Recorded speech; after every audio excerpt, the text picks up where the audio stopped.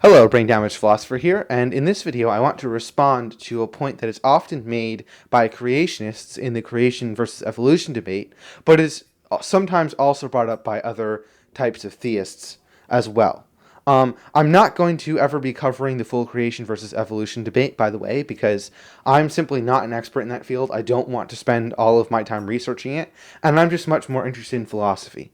If you want to see stuff on the creation versus evolution debate, there are plenty of other amazing evolution atheist YouTubers who have talked about this, and so I don't feel the need to stick my oar in that area. But since this particular objection is more of a philosophical and epistemological one than a scientific one, I feel comfortable discussing it here. And that is the objection that since science changes and has rejected earlier positions that it held for positions that it now holds, it's likely that it will reject current positions as well for new ones. And so you shouldn't accept anything that science says because science changes so it isn't trustworthy. So I think the first thing to point out is that generally speaking, the amount that science changes has been extremely overblown by the religious people that make this statement. For instance, in the transition from Newtonian mechanics to Einsteinian physics, the Einsteinian physics was actually a superset and refinement of Newtonian mechanics, not a complete contradictory replacement. You can see this when you substitute variables in for Earth-like local conditions into Einstein's equations and get equations that are basically identical to Newtonian equations for gravity and so on, just with different variable names and a different an ordering that's algebraically identical but different by default. Likewise for many other scientific discoveries, generally they don't falsify the basis of the theory. They merely refine how it works and add new predictions and data. In fact, I don't think a major theory has been completely refuted or falsified since the scientific method actually became the primary way of doing natural philosophy.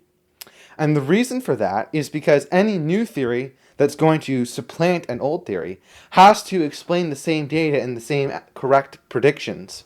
And honestly, there's only so many ways that you can interpret, explain, and predict a set of data. And so there's any new theory that's going to supplant an old one is going to, at least within the same set of data, look identical, and that's generally make identical predictions, and that's generally going to mean that the core of its mechanism or explanation is going to operate similarly. So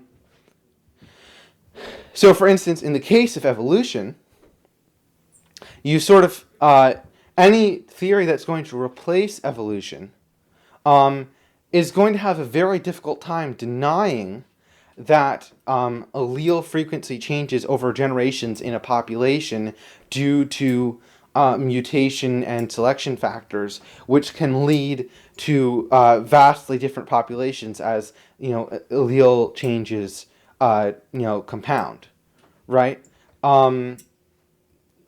Because we do see that happening. And we do have the mechanism for mutation and several different mechanisms for selection, and the paleontological and phylogenetic history as well, right? And all of the different predictions that our understanding of evolution has made in addition. And so generally, I don't think that it's possible at this point for any scientific theory to be completely refuted in the way that religious people mean when they say that science changes its mind all the time, because generally science gets it refines, but it doesn't refute. Right? We go from the Earth being a disk to being a sphere to being an oblate spheroid, but that doesn't mean it's going to become a hexagon, like a flat hexagon or a cube or something next time, right? Um, we went from Darwinian evolution, which had we didn't know what the mechanism for the difference between parents and children was, and we thought that the only selection mechanism was natural selection.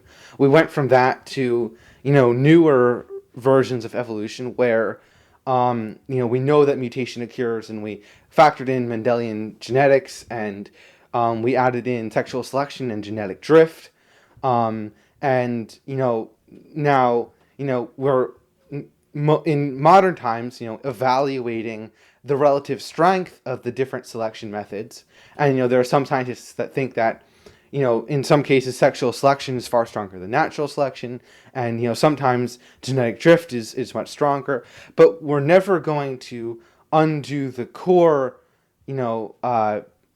basic parts of evolution, because any theory that we would have to replace it would have to explain like what those mechanisms that we know exist, such as mutation and selection, are actually doing if they're not changing allele frequency over the generations in a population.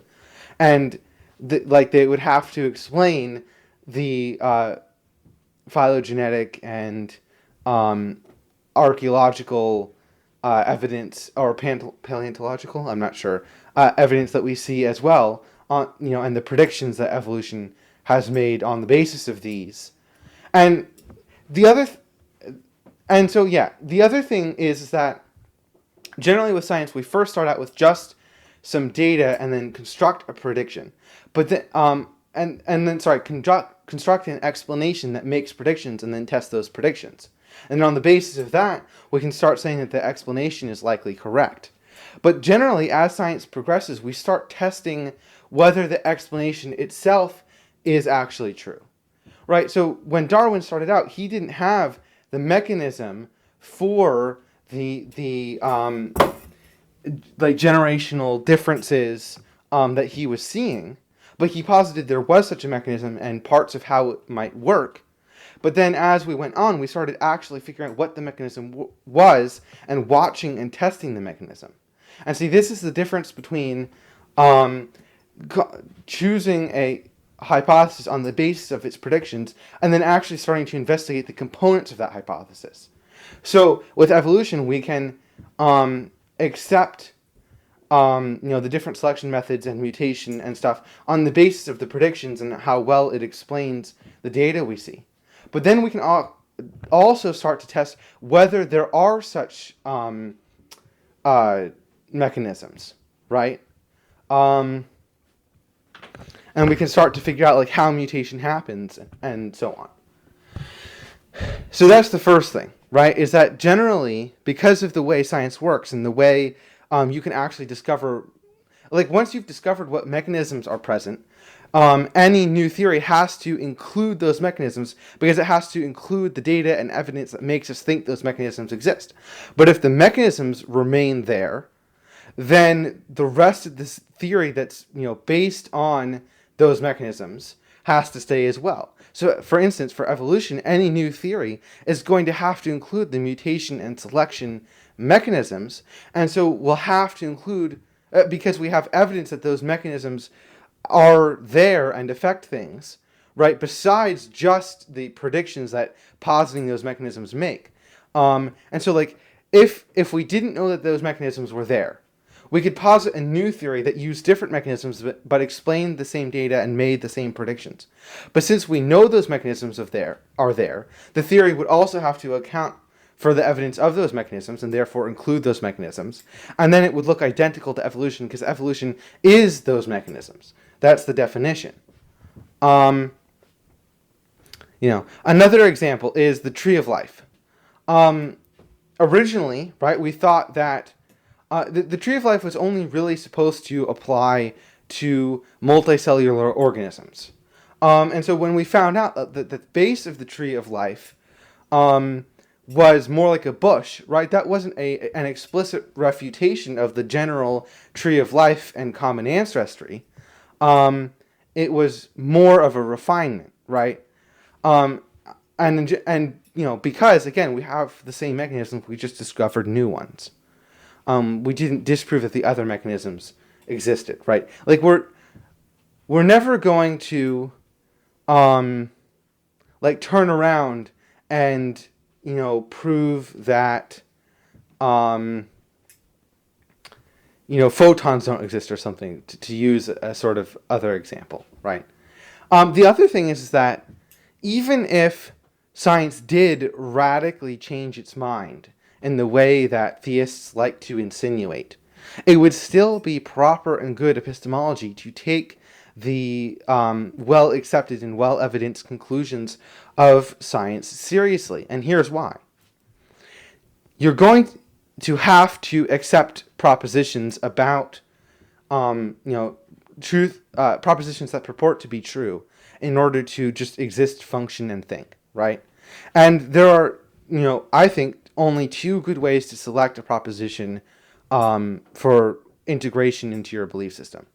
On the one hand, selecting on the basis of the meta-justification of performative basicness, basically recognizing a proposition that it is necessary for you to accept, that you can't escape accepting.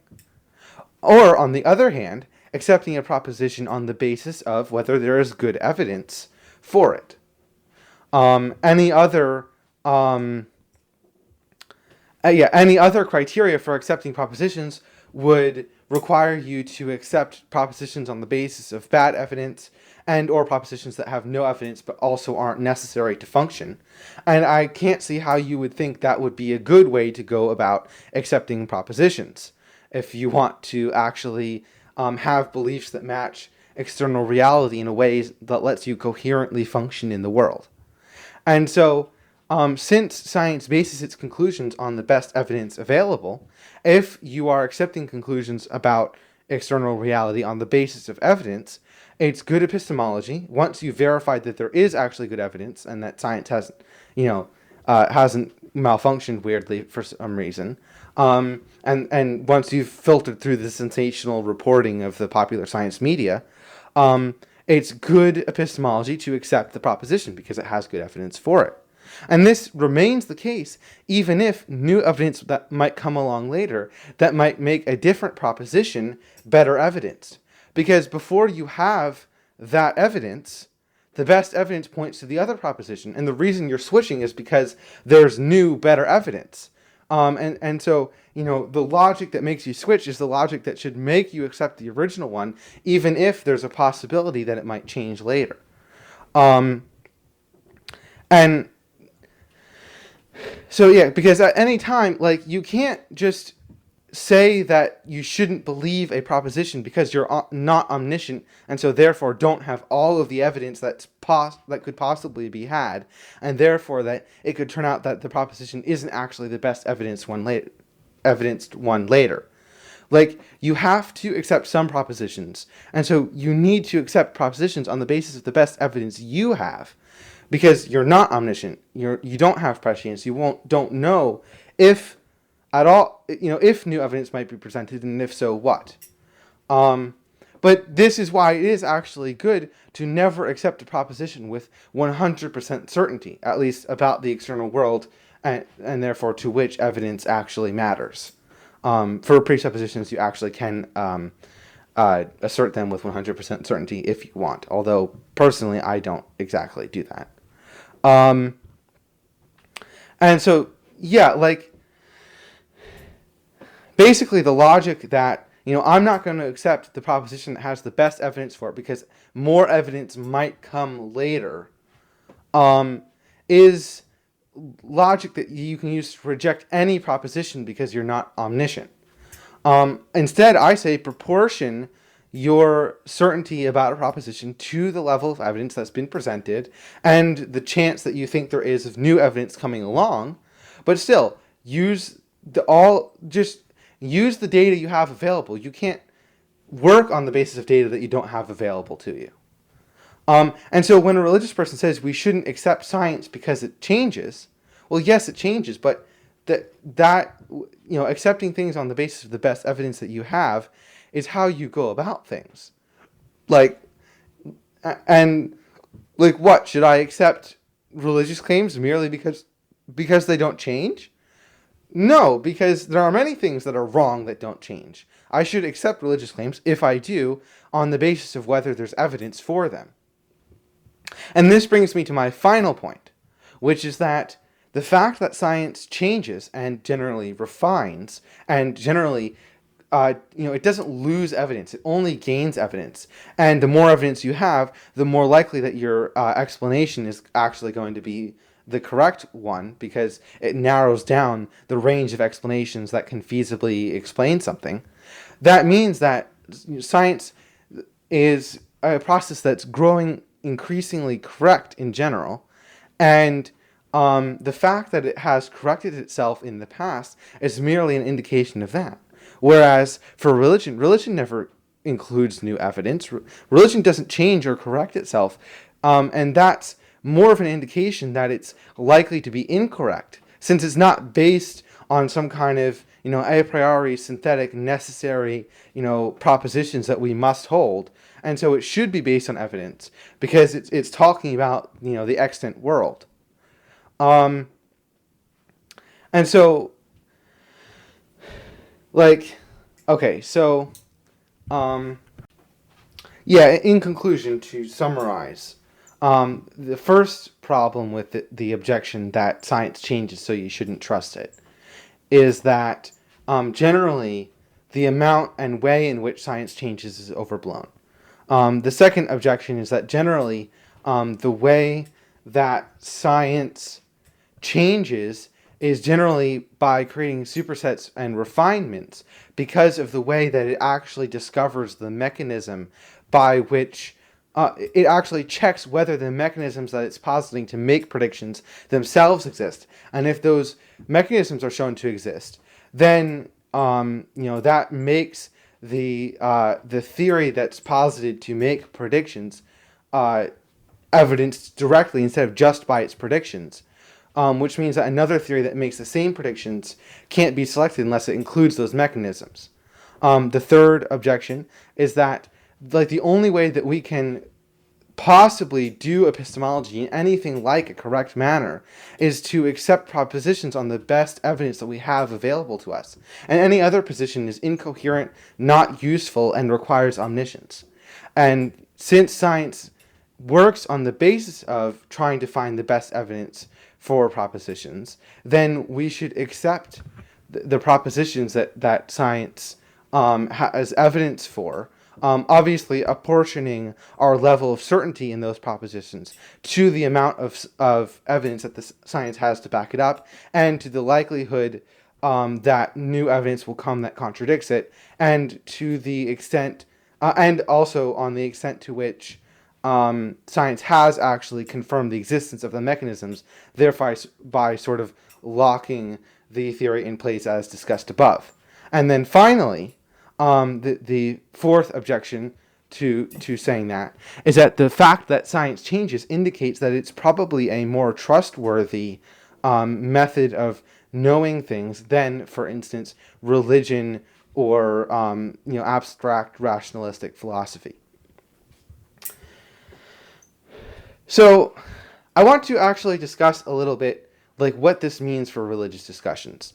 Because generally when religious people are saying this, it's because there's something in their holy book that they think, or that actually does contradict science. And so they want to say, well, what science is saying right now could be wrong. And so since it could be wrong, and I have a higher commitment to my holy book than to science, I'm going to say that it is wrong and not integrate it into my belief system, because I want to keep whatever the holy book was saying integrated into my belief system, and I can't have both. So what this is really saying is that, to whatever degree that there's evidence for whatever it is that science is saying that's contradicting their holy book, then, they don't care, to that degree, they don't care about evidence. They care about faith, right? Because if there was evidence, for that holy book, right, then you could give, or what their holy book is saying, then you could give that to science, and, science would probably come to a matching conclusion, right? This is why when the Bible, for instance, makes a correct archaeological statement, we confirm it, right? We can, go dig where the Bible says dig and find the thing. But then sometimes when the Bible makes an incorrect statement, for instance, the exodus of the Jews from Egypt, we can, go dig there and find no evidence of 600,000 people spending 40 years in a desert that should have taken them about a week to cross, and no evidence of like a larger population of Jews than the entire population of Egypt living in Egypt. Even when during the time Egypt made extensive documentation of its slaves and assets and so on. So like basically what the religious person is saying is that they don't care about evidence, because if there was evidence, like that's what science would be saying. They just care more about accepting whatever their holy book says. And that's a position that you then need to deal with on its own terms. But the point that science changes its mind, so you shouldn't trust what it says, is a smokescreen for really saying, well, what science is currently saying, even though it has really good evidence for it, might possibly, to some small probability be wrong. And so I'm going to take that small probability in order to keep my holy book. Like, they're actually talking more about their level of confidence and preference for their holy book over evidence. They're not actually talking about a problem with scientific methodology. The other thing is that, some religious people will instead not bring up the science changes objection, and instead reinterpret their holy book in order to match science. In which case, they are actually getting knowledge from science and not from their holy book. The holy book is just something that's piggybacking on their scientific beliefs, and at that point, you might as well get the middleman out of the way. Especially if they also, cherry pick and reinterpret the Bible for moral and metaphysical beliefs, which almost all Christians do. And so they're not really getting anything out of the Bible. They're just adapting the Bible to fit what they already want to believe, and using the Bible as a middleman and a smokescreen. So, in which case, that's a whole different discussion that you can have with them. But yeah, I thought this was an interesting objection to make, or that religious people make, that's interesting to respond to, because it delves into my favorite, or I guess second favorite topic, which is epistemology. Alright, yeah. Thanks for watching. Bye.